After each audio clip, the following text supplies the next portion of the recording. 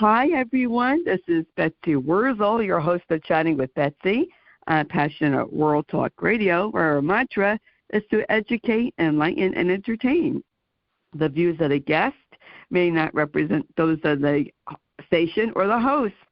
Folks, I always have phenomenal guests on, and today I had the phenomenal Neena Perez. She's a gal after my own heart.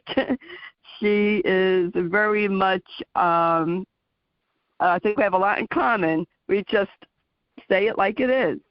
And Neena wrote a book. She is an author and a writer. And she wrote the book, Hit Me With Your Best Shot, How I Overcame a Hard-Hitting Life, which is an autobiography. Neena is also a transformational life coach. She's a serial entrepreneur. She's a chef. She's a speaker. She has a phenomenal podcast. She is host of Straight Talk, No Sugar Added. I just love the name of that show, and I was a guest on there last year. And I want to welcome Neena Perez to Chatting with Betsy. I'm so glad you have me here, Betsy. Thank you so much for inviting me. Oh, you are welcome, and my pleasure.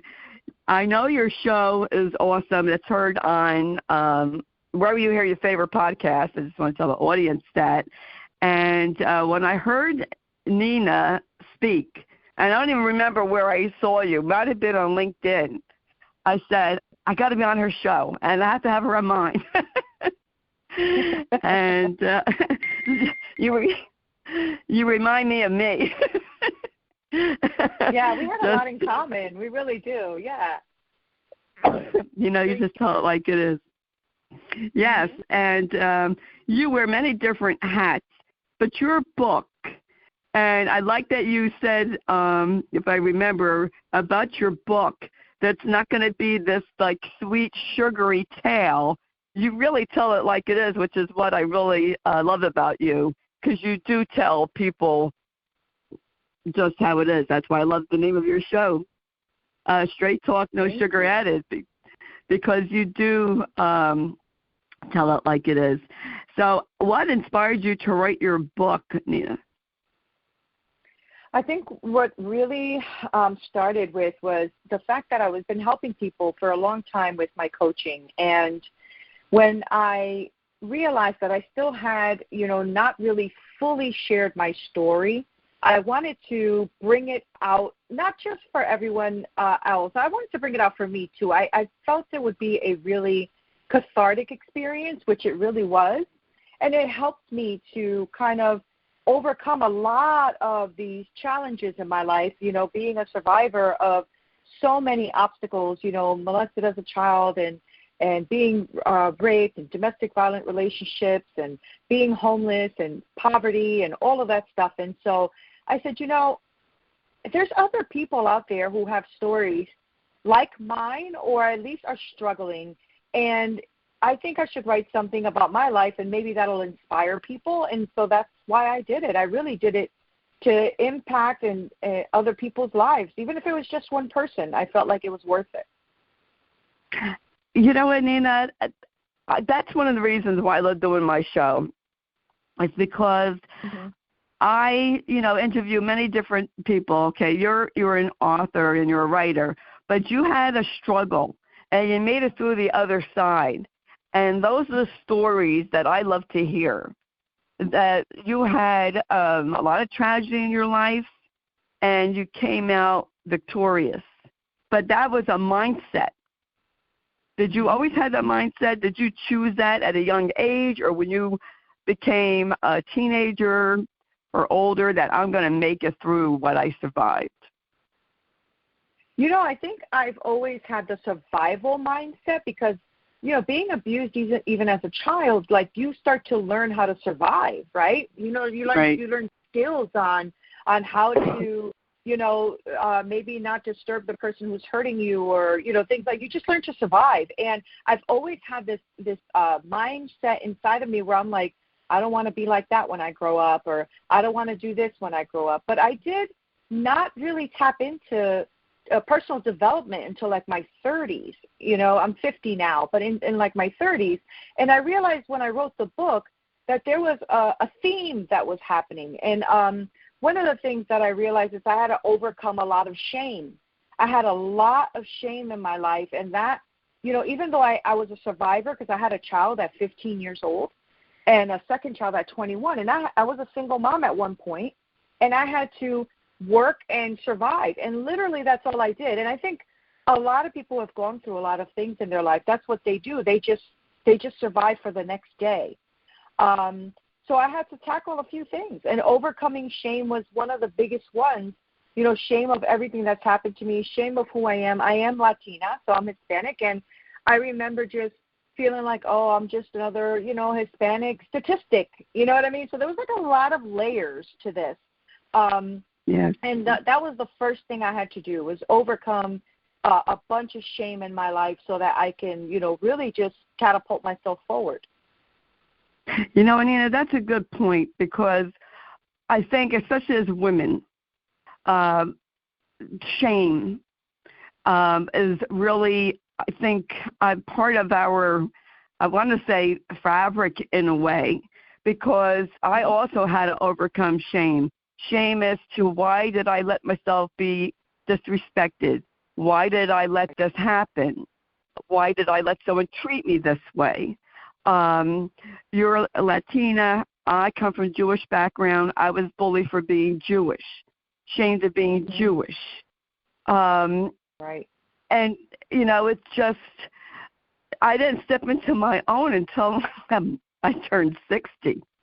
It's never too late, folks. I want everyone to know that. Just a lot of, like, when you're younger and things weren't talked about, you're 50, so I'm 15 years older than you, things weren't even talked about as like being molested, and sexual abuse was not talked about back then. And I didn't even know that I was verbally, I know I was verbally abused, emotionally abused, and then I realized that my father did a type of sexual abuse, but I didn't really realize it then. I didn't think anything of it because it wasn't talked about. And how, how do you, and surviving, okay, maybe if I'm good, they won't beat me, or they won't rape me, or they won't do this to me. And we feel, the victim always feels that it's our fault. Right. Right. How did you overcome that? You know what? As I started to really dive into personal development, spiritual coaching, and leadership, and all that kind of stuff, I realized that there's two types of shame. There's the shame of, that you should have if you do something bad to someone. So if I go and steal something, I should be ashamed of myself. I shouldn't be stealing, and that should change my behavior. Shame is supposed to be something that helps you shift and change your behavior. Then there's the shame of somebody doing something to you, and what happens there, or something that you've done in the past, and what happens there is that you take it on and you don't ever let it go. And so there's a process of shame. And the way you have to do this is you have to realize, first of all, which one is yours and which one isn't. So don't take on stuff that's not yours. And also forgive. Forgive yourself and forgive your past mistakes, and also forgive somebody else, because forgiveness actually is like a key to your freedom. You have a key, and it's called forgiveness. Use the key, turn the lock, walk yourself out of it.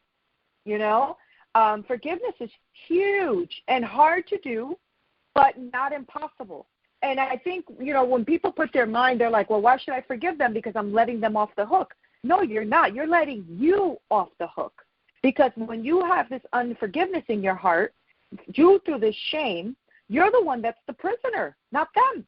You've literally used the key to lock yourself up in your own prison while you're pointing fingers at them outside of the prison.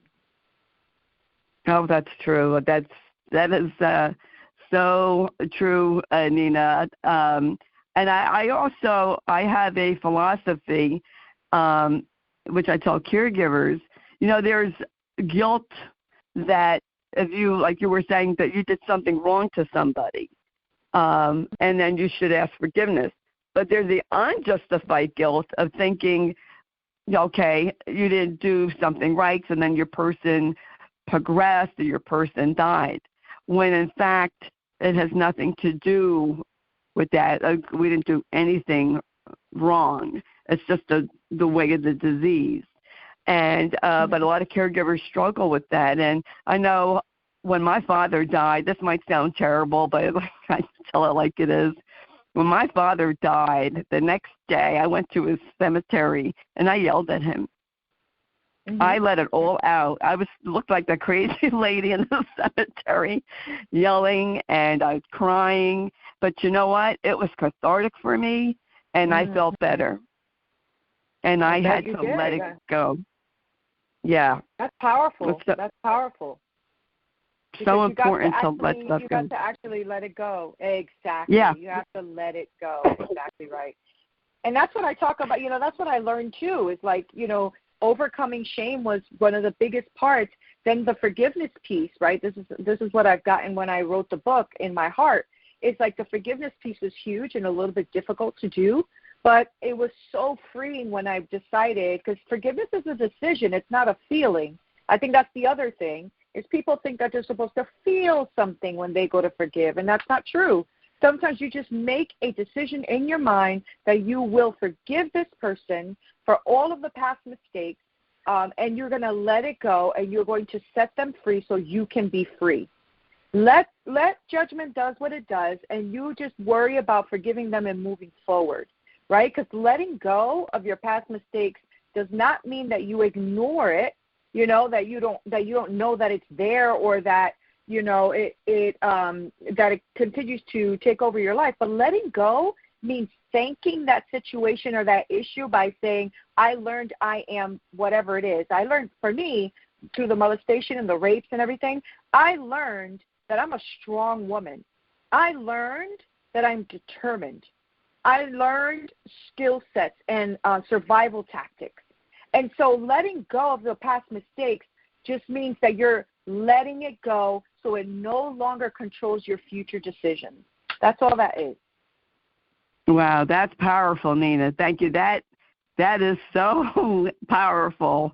And that's very true, because when I let go of and I forgave people for how they treated me, I felt like a weight was lifted off of me.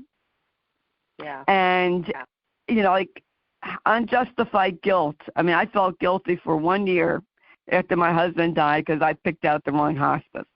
And I would cry every night and ask Matt to forgive me. And then I had like an epiphany, like Matt saying, Betsy, stop. It's not your fault. I know you fought for me. Let it go. And when I let it go, and people might think I feel a little woo-woo, I felt a weight lift off of me. Yeah. I felt lighter. Yeah. You feel lighter and brighter. And you know what, Neena? I realized through my life and my childhood, I am a strong woman because of what I went through. Mm-hmm. And, like my parents weren't there for me emotionally. I had to deal with all the problems by myself. And I realize now that I'm a strong person because of it. Right. And I kind of have to thank them for that, Right. And that's the part, right? That's the point. That's the point right there, Betsy, is actually looking at it and saying, I forgive you guys because what you did made me strong. And that it just changes the whole meaning of it. Instead of you being the victim now, you're the victor. You know, so instead of, oh, look what you did to me, it's, oh, thank you for what you did to me, because look at who I am today. Yes. Yes, I actually, yes. Yes, I did hear, I don't remember who it was, another speaker say that, thank the people because you are who you are today because of that. Mm-hmm. And that was like, wow. And I heard that, I was like, wow, that's true. That's powerful. I was definitely transformed by Matt's journey, and people would say, well, how do you feel grateful and blessed your husband died from early onset Alzheimer's? Because that journey literally was life transforming for me and made me a better person. And I think that's a decision that people have to make, whatever happened to them. And I've talked to people, women from domestic abusive relationships, that, you know, to forgive them, and they went on to start advocacy groups, helping other women. If you know, I just changed me completely. And you know, I tell caregivers, you know, we have to make a choice. We can't let a situation we can't control, defeat us. I know it's easier said than done, but we have to look at the brighter side. I heard, I can't remember who it was. I heard a guy say, I really can't remember the person's name. You know, like we say, why me, why me? And it's like, why not you? Maybe God's trying, or if you believe in a higher power, it's trying to teach you something that you can then help someone else. And it's not all about us. Right. That's exactly right, though. I mean, I think that's what you just said is so true. I always say that. I said, my story is not for me. My story is not mine anymore. You know, I've encouraged and helped so many people at this point, and so many women. Like, I realized my story wasn't for me. I had to go through it to be the vocal piece for it.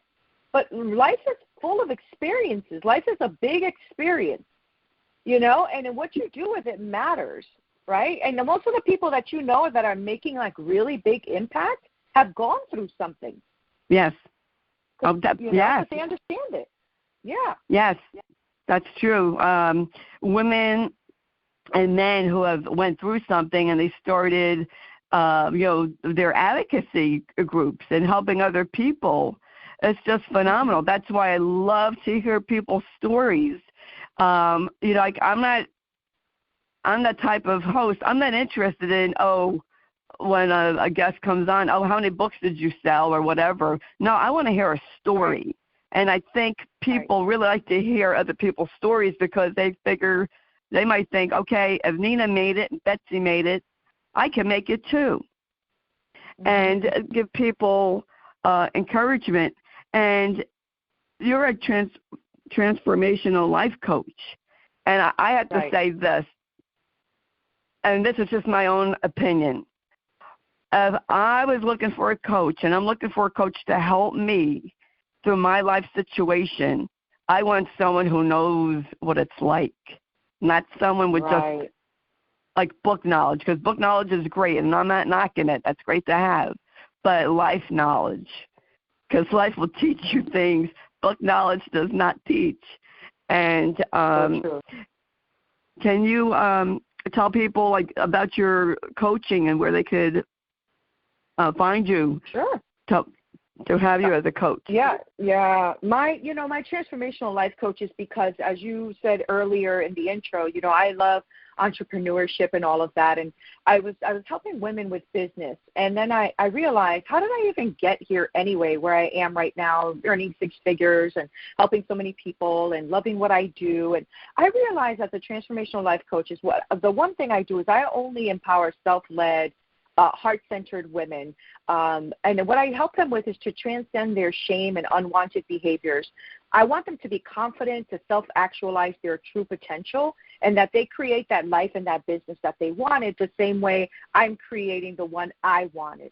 And the way I start that is we work through inner healing first. So I deal a lot with toxic shame, their belief systems, how they really feel, like their emotions, reconnecting with themselves.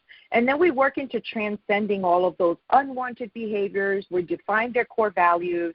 I identify the gaps, like where they are to where they want to be. We set all the goals and visions for their life. And then we work on creating what it is they want to create. I work with a lot of like coaches, consultants, online people. That's what I mainly work with.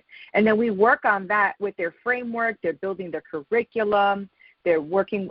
They end up working with my team that ends up launching their everything that they need for their business. Why did I do that? Because I realized that in order for me to have been as successful as I am right now, I had to do the work first, Betsy. I had to do that inner healing first.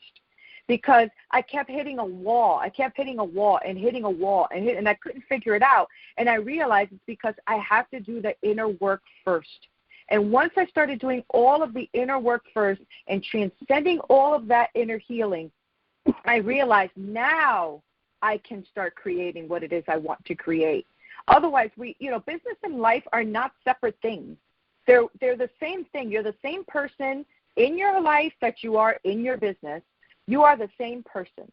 And the same things that are stopping you, the toxic shame or emotions that you can't explain, or the negative self-talk or the imposter syndrome, whatever that is, if it's stopping you in life, it's going to stop you in business. So there's always going to be something that you hit as a wall. And I want to help people overcome that and really start to live their life as their fullest potential, the way they want to live it.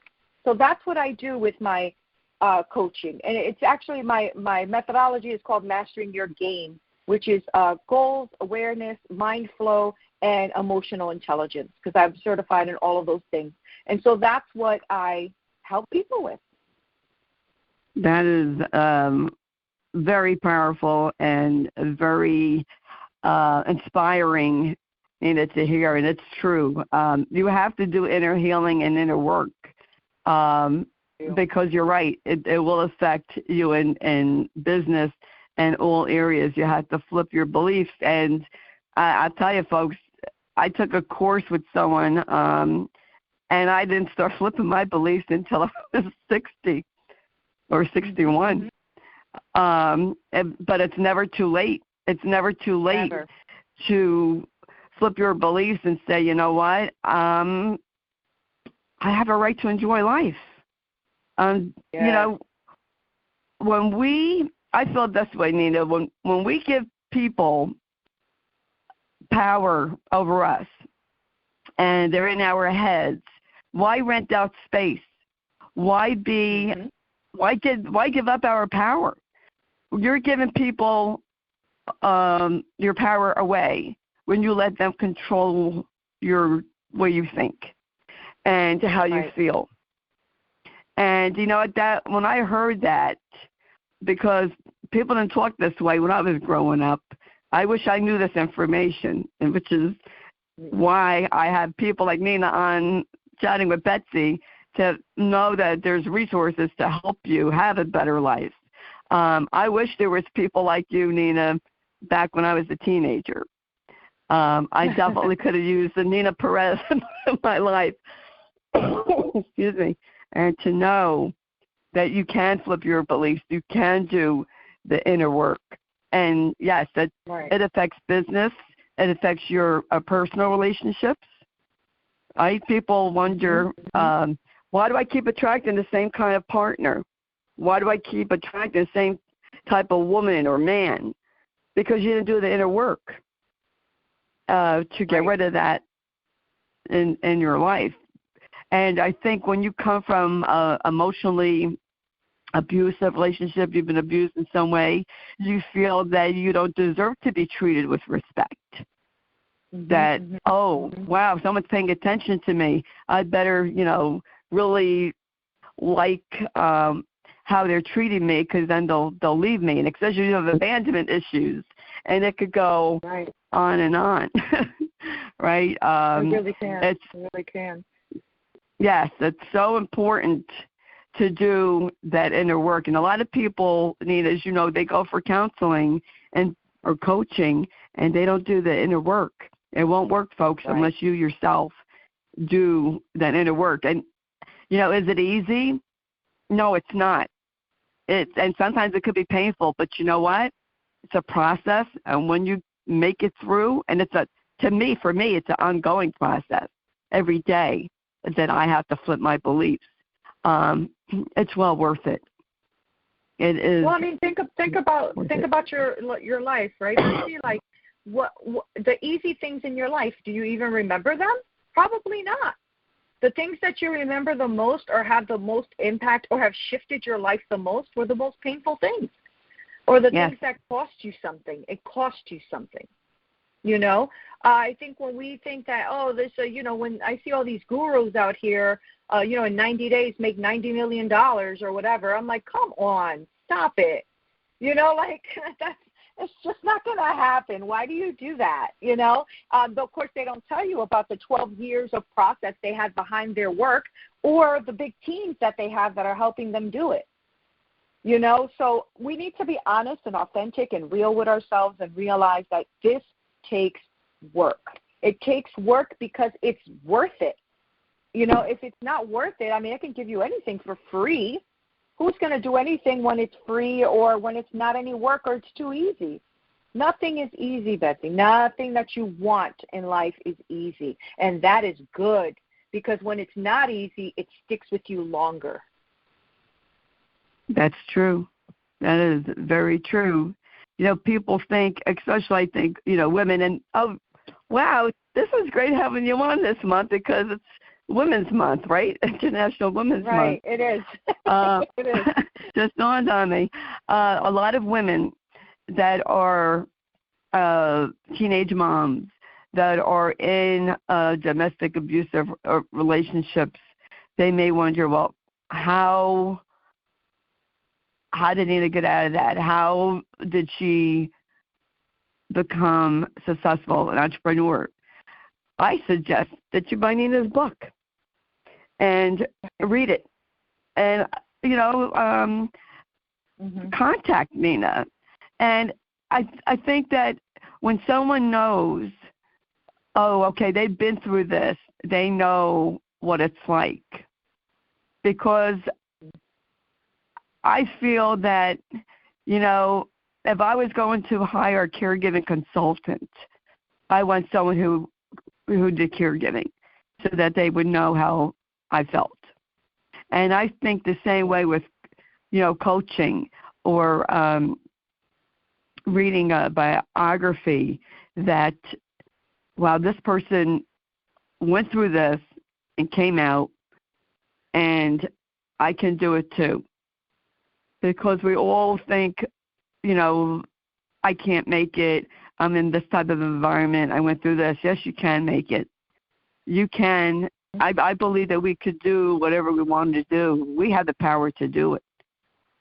And when someone says to you, oh, no, you can't do this, you can't do that, don't believe them. That's giving away your power. And it took me till really age 60 to say, I'm not giving away my power anymore. And I'm so happy I did that. I really am. I had an incident a couple of years ago where people were telling me I was doing too much and I should quiet down. My middle school Betsy, would have said, okay, I'm going to shrink down. I'm getting people mad. They don't want to hear me anymore.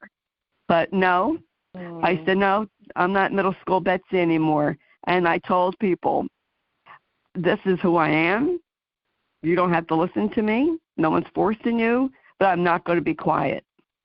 I'm going to keep doing what I'm doing. I will not be silenced. And some people start talking to me, and that's okay, because not everyone. That is okay.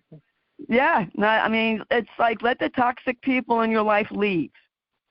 And I hear over and over again we should associate ourselves with people who are supportive and positive and happy for us, not people that will drag you down. And that was a painful lesson for me to learn, but I learned it, and I'm glad I did. Yeah, good for you. And that is a good lesson to learn, because a lot of people, I call them dream killers, right? These people that come to kill your dreams. And that's fine, because their dreams are killed, and so they want to kill everybody else's dreams. And when that happens, I'm like, yeah, okay, thank you for your opinion, and I keep it moving. I don't have to. Could you imagine if we really took on every single opinion of every person out there behind a keyboard right now? Forget about it, right? I call it keyboard confidence. Everybody has confidence behind a keyboard. Yes. So I don't look at I don't care about that. I never, people always say, how's your show doing? I know my show's doing well because my coaches tell me about how high the downloads are and how good it's doing. That's great. I said, but I don't look at the numbers because I don't care. What I care about is impact. All I care about is my quality of the show going out well. Is it doing well? Does it impact people's lives? That's all I care about. And I hear from my audience, so I know that it does. I don't care about how many people downloaded it this month. If you did, thank you. But if you didn't, thank you. I don't live or hang my hat on that, Yes. But just like you have to learn those lessons and do what feels right to you. What feels authentic to you. I'm so glad you did that, and I'm so glad you're doing this show and the fact that you are now impacting the lives of other caregivers and all of that due to all that you've been through. And that's amazing. You could be just sitting home right now eating bonbons, but you decided that you're going to do a show and do something different, and I'm grateful for that. Oh, thank you, Neena. That's very nice. I'm grateful for your show. And, people, they ask, and I don't know why that's a trigger for me, but it is, for a guest to say or publicist ask, what's your numbers? Because when I'm a guest on the show, I don't ask, numbers or how many books someone sold. I care about a story. I care about what that person has to bring as to help someone, because that's what my show is about. And I'm not, I know if I was doing wanted sponsorship, yes, they would have to know numbers. I get that. I understand that. But I'm more concerned about helping people. And that's, and then there's the difference. And I feel, Neena, that you can tell the difference with someone who has a show, who cares about their guests and the audience, and those who don't. And there is a difference, and I'm just grateful. I never thought I would say that, and it took me a long time to say that I am grateful for what I went through, and to come out. And of course, I give God the glory, because it was because of His grace and strength that I made it through. But, we need to share our stories. It's so important, folks, to share your story to help other people. We're here to help each other. That's right. That's right. And you're right? Authenticity. No, I was just going to say authenticity is very tangible. So you're absolutely right. Yes. I agree. Yeah. Yes, thank you. Where can people reach you, Neena? Because you are awesome. Folks, you've got to listen to Neena's show. I'm telling you. Thank you. I think you can really much find me anywhere right now at Straight Talk No Sugar Added, and that's on every platform and everywhere you listen to your podcast. So it's Straight Talk No Sugar Added. And if you're looking for my book, or you want to email me or whatever, that's Neena. It's Neena. That's how you spell Neena. Neena Perez, Perez. You can find me everywhere. And my email is hello@straighttalknosugaradded.com. There you go. Very easy. And what about your coaching, consulting business, if someone wanted to have a consult with you? Yeah, they can actually email me at the same, or they can email me at Neena@straighttalknosugaradded.com. Because I'm actually building out my website as we speak. Yep. So it's Neena@straighttalknosugaradded.com. Yep. Oh, okay. And you're also a chef. Neena wears many hats. I am. I am. Are you a professional chef? Do you have your a catering business? Well, I had my own catering business, and I had my own cooking with kids business. And I'm actually a director as well of a nice, large organization where I lead a team of about 20 people in the culinary industry. So super fun. I've taught at different colleges, culinary as an instructor, and I've been doing it for about close to 20 years now, 15, 20 years. Love what I do. Love it. Oh, that's cool. That is That's really, you are I want to say, you are a superwoman, Neena. You are an inspiration. And this is Women's Month, and I just want to thank you for writing your book, for doing your show. And Neena's book is Hit Me With Your Best Shot, How I Overcame a Hard-Hitting Life, which you can order on Amazon, ask for it at your bookstore, and supporting women. And being that it's Women's Month, I'm going to bring this up because you are a transformational coach, how that women should support each other. Let's support each other and not tear each other down. And, let's lift each other up. And I think that we should be doing that. I've heard women complain about how men treat them, but I've been treated, I really worked in women's fields, predominantly women, and women I've seen terrible to each other, awful. And we need to support each other. And I thank you, Neena, for making my day. You are inspiration, and I want to encourage the audience to check out your show, which is Straight Talk, No Sugar Added, wherever you hear your favorite podcast. You'll really like hearing Neena's guest and her show because she is authentic, and you are the real deal, Neena. And I thank you. Thank you for that. Thank you for coming on my show today. You are welcome. Excited. Thank you. Oh, you are welcome. And I enjoy being a guest on your show. You are a phenomenal host, and that's why I want people to hear your show. So thank you for coming on, Neena. Folks, you're welcome. You can read the blog that Jeannie White, who's station manager, writes about Neena. Information will be in the blog. And I want to thank Jeannie White for writing the blog, producing the show. And I want to thank Lillian Caldwell, who's CEO of Passion World Talk Radio, who makes this all possible. And I want to thank you, the listeners and subscribers. If you haven't already subscribed to Chatting with Betsy, it is for free. I'm on Spreaker, Spotify, iHeart, YouTube, Amazon, to name a few.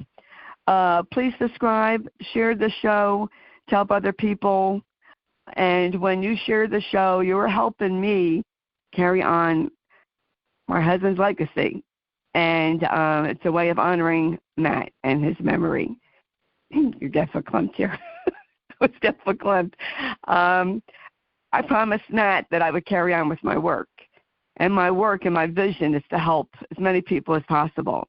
And that's why I do this show, because I want people to know about resources, to hear inspirational people like Neena Perez, that you can change your life. There is hope. You're not alone. And that's what I want people to know. I felt alone in caregiving until I got support. You're not alone. Please know that. And that it's okay to feel however you feel. And if you do need help, tell your primary care doctor that you do need help, that you do need referrals and references, because it's different all over the world and in different states. And that's what I have to say today, folks. And as I always say at the end of my show, in a world where you could be anything, please be kind, shine your light bright, because if we all did that, I believe it would be a much kinder, brighter world. This is Betsy Wurzel, your host of Chatting with Betsy on Passionate World Talk Radio. Till we chat again, be safe, be careful, and shine your light. Bye-bye now.